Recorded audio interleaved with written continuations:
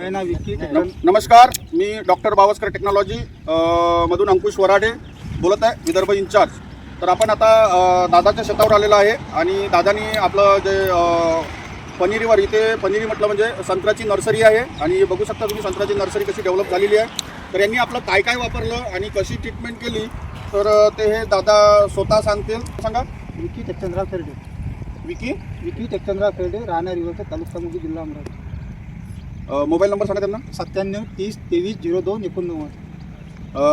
तुम्ही हे ट्रीटमेंट जे करता हे कुठून करता आणि कशी करता?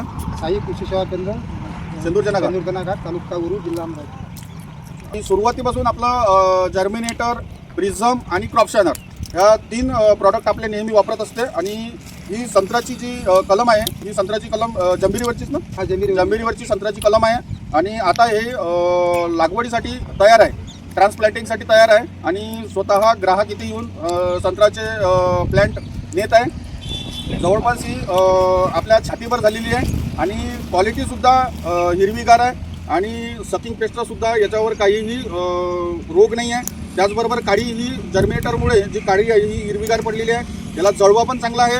त्याचबरोबर काळी ही सूप म्हणजे जी स्टेम्प आहे तो स्टेम्प पण हेल्दी आहे. तर अशाच प्रकारे आपण बाकीच्या शेतकऱ्यांना गायडन्स करून नर्सरी डेव्हलपमेंट करून देऊन राहिलेलं आहे. त्याचबरोबर यांनी स्प्लेंडरसुद्धा आपला वापरलेला आहे. त्या स्प्लेंडरमुळे याच्यावर थ्रिप्स, जॅसिड, रॅपिड आणि माइट्स अशा काही गोष्टी आलेल्या नाही आहे. एकदम क्लिअर जो आहे तो क्लिअर शेंडा आहे. आणि याचबरोबर आता नवीन त्यांना लागवड करायची आहे पुन्हा नर्सरीची, तर ते आपलं कल्पतरूसुद्धा वापरणार आहे. तर जवळपास किती कलमाची लागवड करत असता तुम्ही दरवर्षी? 30 ते 40 हजार. 30 ते 40 हजार कलमाची दरवर्षी लागवड करत असते हे. आणि दरवर्षी यांचा जो नर्सरी आहे ती दूरदूरपर्यंत जाते आहे. त्याचबरोबर यांच्यापाशी मोसंबी, लिंबू आणि संत्रा अशा 3 प्रकारच्या कलमा असतात. तर खूप चांगली डेव्हलपमेंट झालेली आहे. तर असं बाकीच्या शेतकऱ्यांनी वापरावं.